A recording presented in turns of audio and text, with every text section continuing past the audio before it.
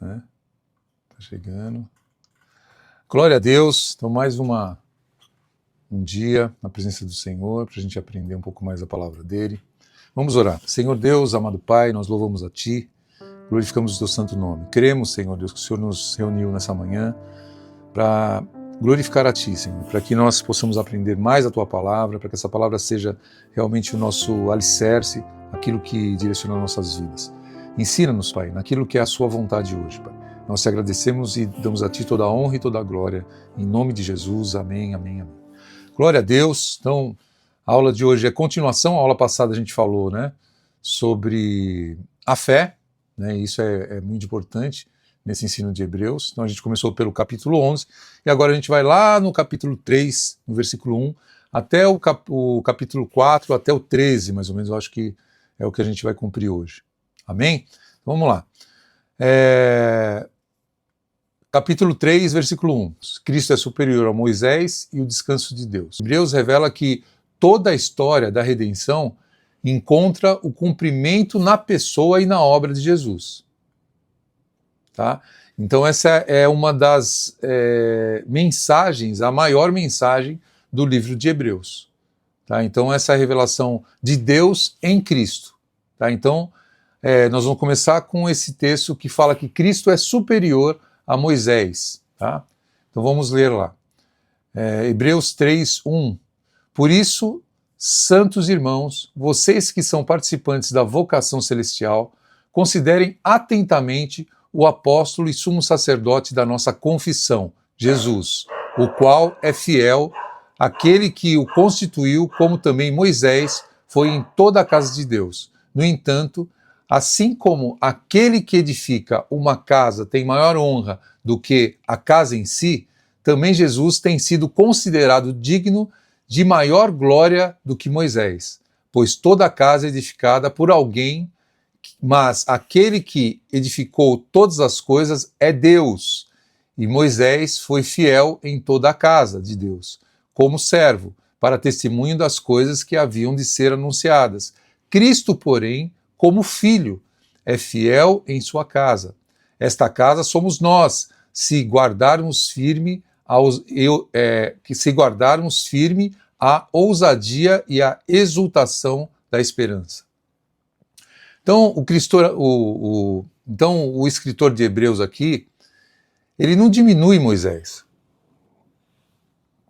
Ele destaca a fidelidade de Moisés como servo, mas mostra Jesus como quem ocupa a casa numa posição incomparavelmente superior. Então Moisés serviu, tá, na casa de Deus, mas Cristo é o Filho de Deus sobre a casa.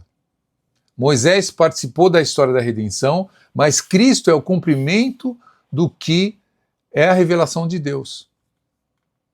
Então essa é a chave para a gente compreender Hebreus. Toda a Escritura deve ser lida na luz de Cristo. Então, o que foi anunciado, né, no Antigo Testamento simboliza aquilo que viria no Novo Testamento, que é Jesus, a realidade em Cristo. Assim, um exemplo básico, é como um quebra-cabeça, né? Quando a gente vê algumas peças só, a gente não tem ideia do todo. Tá? Mas quando a gente vai formando a imagem ali, aí vai aparecendo aquele todo, a gente vai ter um entendimento do todo. Então cada peça vai encontrando o seu lugar, né? E é assim que acontece na Bíblia. Então, quando a gente conhece, né, Cristo, a gente volta lá no Antigo Testamento e a gente começa a perceber que toda a revelação fazia parte desse plano que é Cristo, esse plano definitivo que é Cristo. Então, conhecer o Novo Testamento ilumina o Antigo Testamento. Então, aqueles sacrifícios, aquelas festas, as promessas, então elas não eram um fim em si mesmo. Elas apontam para a obra perfeita do Messias. E esse texto aqui vai falar sobre a vocação celestial, Hebreus 3:1. Vamos voltar aqui e ler essa partezinha. Por isso, santos irmãos, vocês que são participantes da vocação celestial, considerem atentamente o apóstolo e sumo sacerdote da nossa confissão, Jesus. Então, para os judeus, essa vocação lembrava a eleição de Israel. Hebreus, ele amplia esse entendimento, porque ele mostra o verdadeiro significado do Antigo Testamento, está em Cristo. Então essa eleição, o verdadeiro significado dela é ir para Cristo. Então Deus escolheu Israel para preparar a vinda do Messias, por meio de quem a salvação alcançaria todas as nações, não só Israel. Por isso a história de Israel não termina em Israel, ela aponta para Cristo. Cristo é o quê? O Deus que se revelou, né? Como se revelou lá no Sinai, né? O Cristo se revela aqui no Novo Testamento. Então lá no Sinai, Deus entregou para Moisés a lei. Então é a mesma coisa que acontece com Cristo. Cristo é a revelação, ele entrega para nós a revelação total dele. Então muitos esperavam naquela lei, né, do Antigo Testamento, e eles entendiam assim, um rei terreno. O próprio Israel, quando está esperando por um rei, ele está esperando o quê? Um rei terreno, um rei nacional, um rei que livraria eles dos romanos. Mas o plano de Deus era formar um povo de todas as nações. E assim, unir esse povo por onde? Pela fé. Transformando esse povo pelo quê? Pelo Espírito Santo. Então, o sacerdócio, os sacrifícios, o tabernáculo, a lei, encontram seu destino definitivo em Cristo. Porque Jesus é o apóstolo e o sumo sacerdote. Porque Hebreus apresenta Jesus como esse apóstolo, como esse sumo sacerdote. E é muito incrível isso. O sumo sacerdote, ele representava o quê? O povo diante de Deus. Ele oferecia sacrifício pelos pecados do povo, mas o verdadeiro, perfeito sumo sacerdote, o sacerdote que nos livra de todo pecado, é quem é Cristo. Então, enquanto o sacerdote lá da antiga aliança oferecia sacrifício, e ele tinha que repetir isso todos os anos ele tinha que ir diante de Deus para fazer esse sacrifício, Jesus ofereceu ele mesmo como o único sacrifício uma única vez. E ele realiza nele a redenção completa de todo aquele que crê nele. Amém? Até que os que não crê, a redenção está lá. Se a pessoa crê, ela vai ter essa redenção.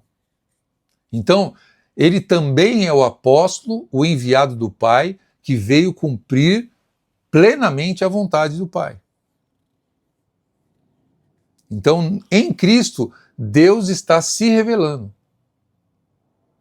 Amém? Estão comigo?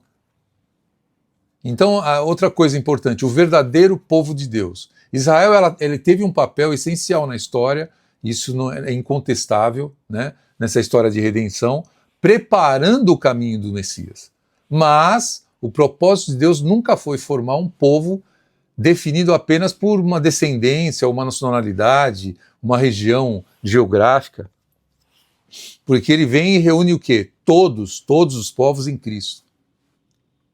Por isso a nossa identidade não é e não está em uma localização, não está num povo. Né? Hoje a gente vê muito assim, o povo de Israel, o povo de Deus. Sim, eles foram um veículo para Cristo, mas agora todos os povos são povos de Deus. Todos os que creem em Cristo, todos que professam essa fé em Cristo. Então Deus, nele, em Cristo, ele formou um único povo. E esse povo é o quê? É o cabeça da igreja. Então a nossa unidade, ela está o quê? Nessa obra de redenção pelo Espírito Santo. Então o Espírito Santo torna essa ligação entre as pessoas que formam a igreja de Cristo. E ele é o cabeça dessa igreja. Então lugares, tradições, experiências históricas possuem um valor, mas quando elas conduzem a gente para Cristo. Se elas não conduzem, não tem valor algum. Porque o fundamento da fé cristã é Cristo. Então ele permanece como o centro da revelação da nossa confissão. E um ponto importante é assim, a cruz, né, de Cristo ilumina toda a história. A cruz marca a transição entre a antiga aliança e a nova aliança. Então a nova aliança, ela não foi estabelecida pelo sangue de animais, mas pelo sangue de Cristo. O sacrifício, os sacerdotes, os tabernáculos, todas as cerimônias do Antigo Testamento preparavam, né, o entendimento para a obra perfeita do Messias.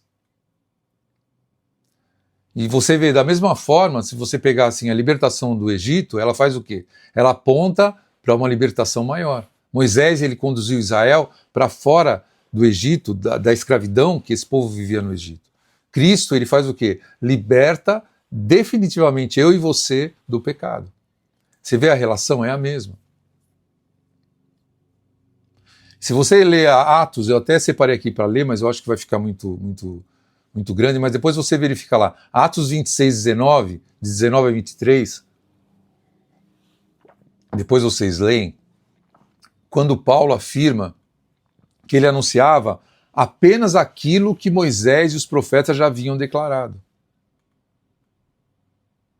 Então, ele anunciava que o Cristo havia de padecer e ressuscitar, que a ressurreição, ela cria uma nova mensagem, ela revela plenamente aquilo que Deus anunciava desde o princípio, desde o Antigo Testamento. É como a gente estivesse lendo um livro, vamos dizer assim, depois da gente conhecer o final desse livro.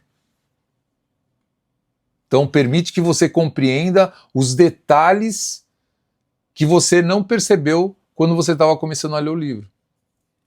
Então essa ressurreição em Cristo ilumina toda a história do Antigo Testamento.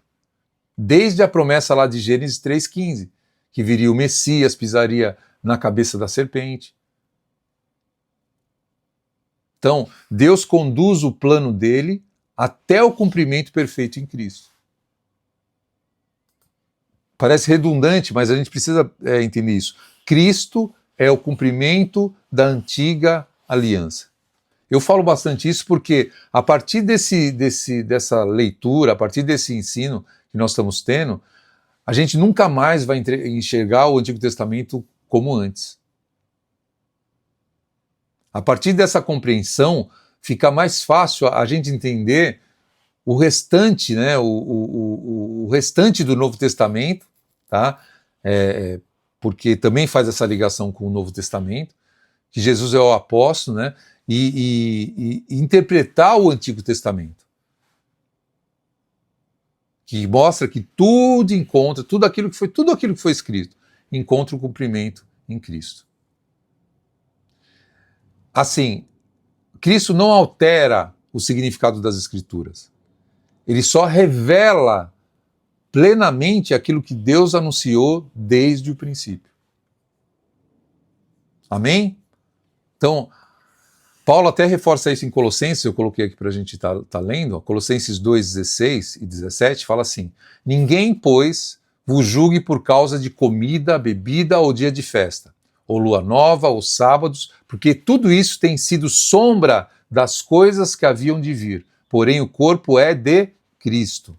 Então as festas, os sacrifícios, o sacerdócio, o templo, todos os símbolos da antiga aliança eram sombras que apontavam para uma realidade maior que é Cristo.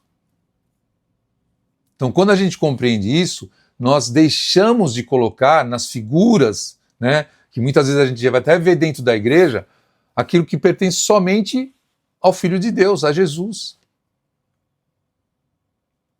Então a gente não foi chamado para voltar às práticas antigas da antiga aliança, como se nela estivesse a plenitude da presença de Deus. Não. O Antigo Testamento ele continua tendo um valor tremendo, porque ele revela o caráter de Deus, ele prepara o caminho do Messias, o propósito, mas o propósito maior sempre foi conduzir o olhar para Cristo.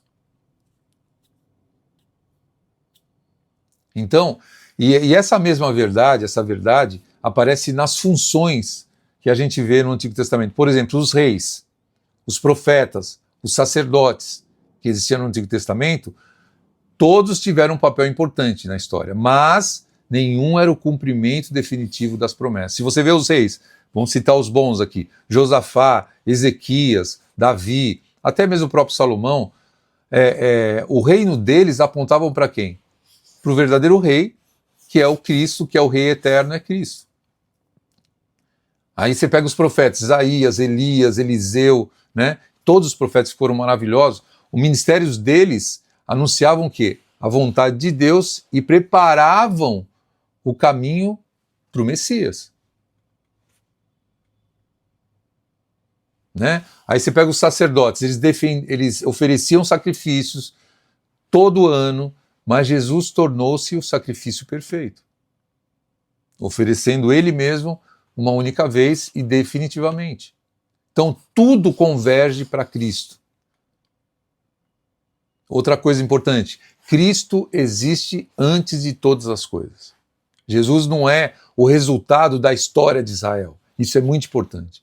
Ele existe antes da história de Israel, antes de Arão, antes do sacerdócio. Então toda a antiga aliança apontam para aquele que já existia desde o princípio. A gente vê isso em João 1, né? João 1, 1-4 fala assim: no princípio era o verbo, e o verbo estava com Deus, e o verbo era Deus, ele estava no princípio com Deus, todas as coisas foram feitas por intermédio dele, e sem ele nada do que foi feito se fez. A vida estava nele, e a vida era a luz do mundo. Então, Cristo ele está onde? Lá na criação.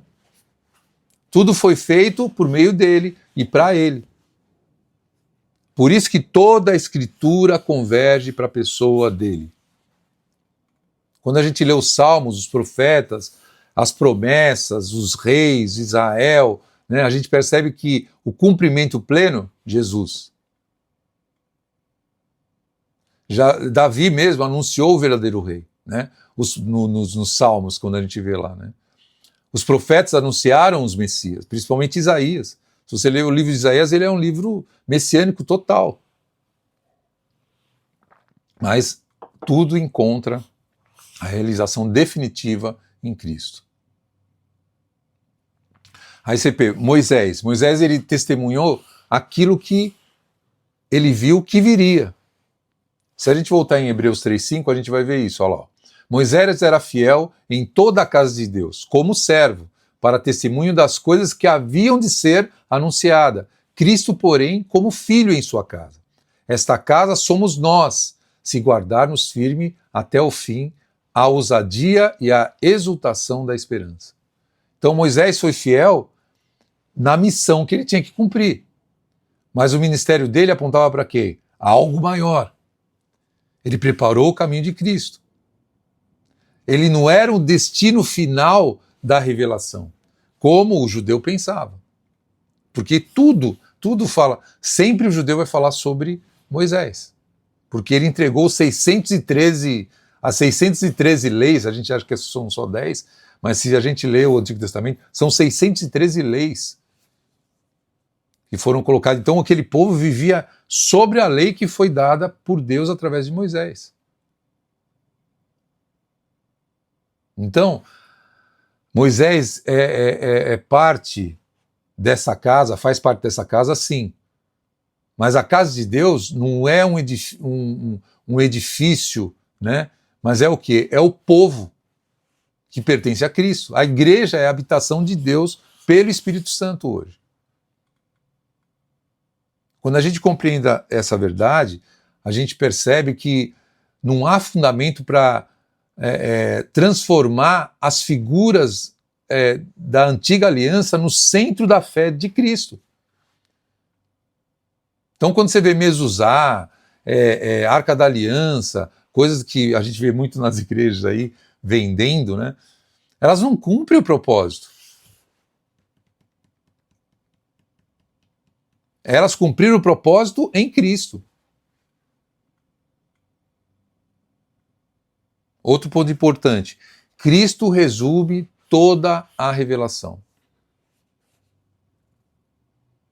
Então, tudo aquilo que você vai ler no Antigo Testamento, que vai parecer para você, se você não leu, nós vamos ler, mas tudo aquilo que aparece lá no Antigo Testamento é uma forma parcial, vamos dizer assim. Não é completa. Porque quem é o verdadeiro rei?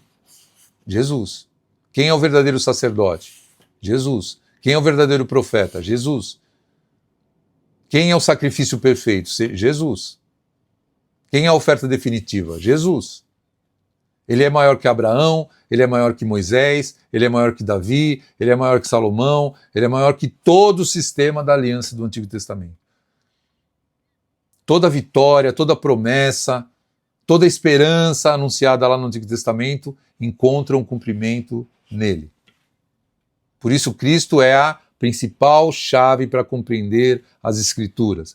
Você não vai compreender as Escrituras se você não ler as Escrituras a partir de Cristo. Porque a morte e a ressurreição dele ilumina toda a história da redenção. Então, aquilo que era anunciado pelas figuras torna-se pleno na revelação da pessoa dele. Então, essa revelação vai acompanhar a gente em todo o livro de Hebreus, em todo o livro de Romanos, em todo o Antigo Testamento, em todo o Novo Testamento. Quanto mais a gente estudar, quanto mais a gente se aprofundar, mais a gente vai perceber que toda a revelação converge para Cristo.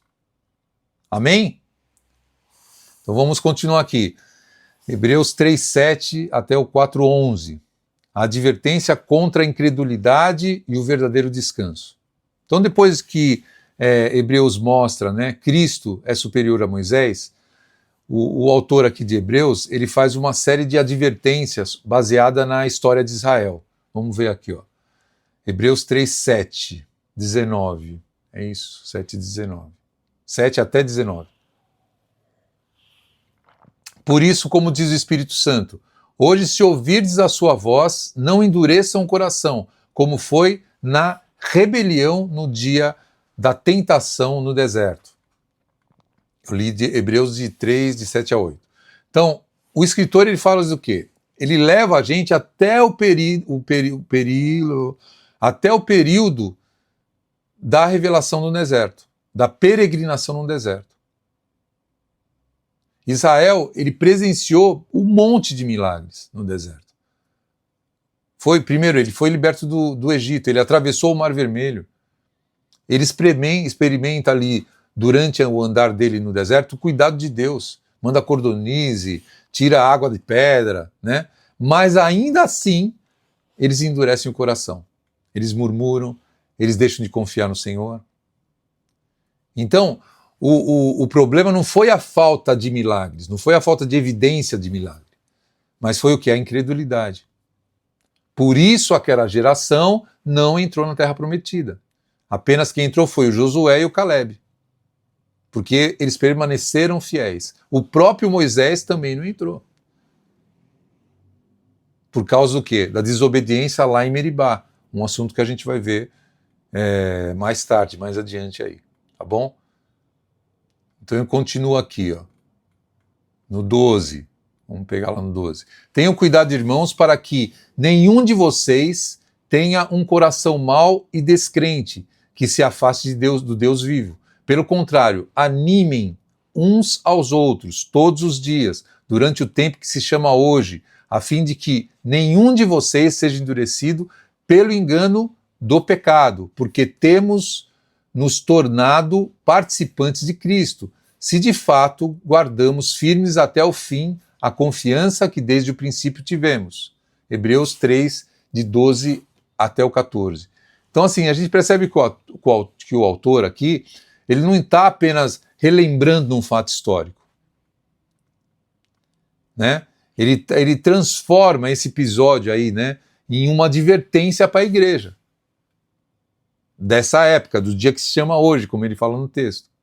Então, a geração que saiu do Egito serve como exemplo para que a gente não repita o mesmo erro. Amém? Então, aí o capítulo termina com uma conclusão aqui que resume toda essa passagem aí. Assim, no 3,19, Assim vemos que não puderam entrar por causa da incredulidade. Então a grande lição, a lição é bem clara aí. A incredulidade impede o homem de desfrutar daquilo que Deus prepara. Se a gente for no Salmo 95, né, ele constrói bem esse argumento aí. Porque ele cita isso, né, nesse trecho ele cita o Salmo 95, que fala: hoje se ouvirem a sua voz, não endureçam o coração. Então, esse salmo, ele recorda o quê? Israel e Meribá e Massala. Né? Em Hebreus, essa advertência ganha uma amplitude profunda. Então ele pega esse salmo e traz, e transforma esse salmo, olha que entendimento, olha que escritor maravilhoso quem escreveu Hebreus, que eu acredito que seja Paulo, mas há controvérsias. Então, assim como aquela geração endureceu o coração quando Deus falou por meio de Moisés, ninguém deve endurecer o coração quando Cristo fala. Esse é o argumento central dessa passagem. Então, se Israel foi responsabilizado por rejeitar a voz de Deus lá na antiga aliança, muito maior é a responsabilidade daqueles que agora receberam a revelação plena de Cristo, plena do Filho. Então esse chamado, esse texto continua atual. Hoje, se ouvirmos a sua voz, não devemos endurecer o coração. Amém? Outra coisa importante, o texto fala do verdadeiro descanso. Então o capítulo 4 ele vai desenvolver esse mesmo tema. O autor ele vai afirmar que Israel ouviu a promessa, mas não entrou no descanso, porque a palavra não foi acompanhada de fé. Então vamos ler a palavra aqui. Hebreus 4:2 fala assim: a palavra que ouviram não lhes trouxe proveito, porque não foi acompanhada de fé naqueles que a ouviram. Então, é um contraste. Aqueles que creem entram no descanso, né? E o escritor mostra que Canaã, né, nunca foi o descanso definitivo, isso é importante. Então, se Josué tivesse concedido esse descanso, Deus não continuaria dizendo, depois de séculos, no Salmo 95, hoje se ouvirem a sua voz, blá, blá, blá, blá, blá, blá. Então isso mostra o quê? Que permanecia um descanso maior reservado para o povo de Deus, que somos nós. Então, a terra prometida era somente uma figura da realidade que a gente vive. Vocês estão comigo? Então, o descanso está em Cristo. Então, para explicar esse descanso, Hebreus volta ao relato da criação.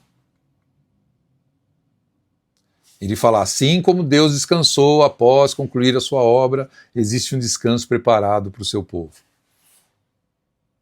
Então, esse descanso ele não consiste apenas em um lugar físico, nem em um dia específico. Né? O descanso como o descanso sabático, que a gente vê hoje o povo de Israel, até hoje eles fazem isso. Né? Ele é encontrado o quê? Ele é encontrado onde? Na obra consumada por Cristo. Por isso o autor vai falar no 4:11, esforcemo-nos, pois, por entrar naquele descanso. Então esse esforço não significa conquistar a salvação por meio de obras, mas permanecer firmes na fé em Cristo, sem repetir a incredulidade da geração que padeceu lá no deserto. Então, Hebreus ele está fazendo o quê? Ele está reunindo diferentes figuras ali do Antigo Testamento. O descanso da criação, a entrada em Canaã, o repouso sabático. Por quê? Ele quer mostrar que todos esses descansos apontam para quem? Para Cristo. Para uma nova realidade, para uma mesma realidade. O verdadeiro descanso está em Cristo. Ele oferece a paz de Deus. Cristo oferece essa paz para nós.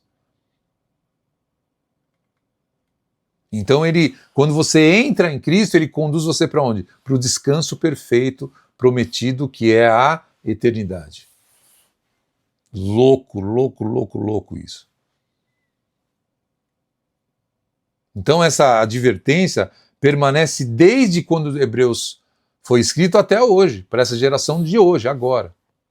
Hoje, se ouvirmos a voz do Senhor, devemos responder com fé, devemos perseverar para participar do descanso que Deus preparou em seu Filho. Aí, Hebreus 4:12, vamos para o final aqui. Então a palavra de Deus revela quem? Cristo.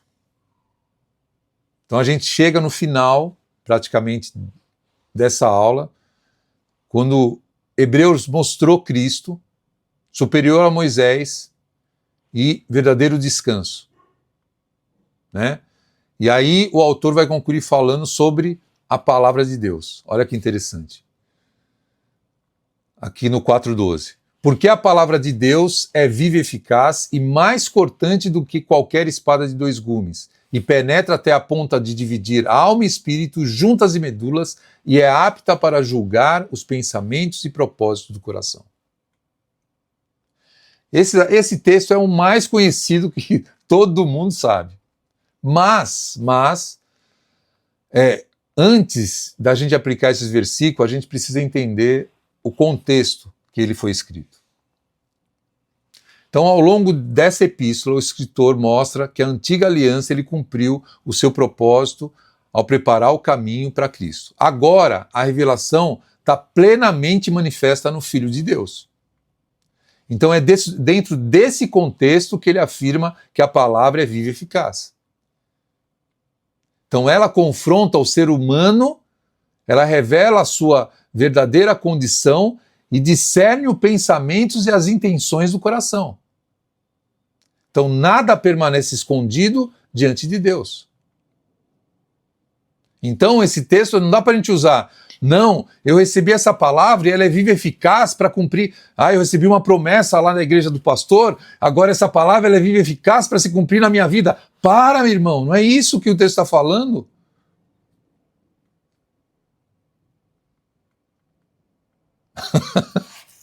Ai, meu Deus.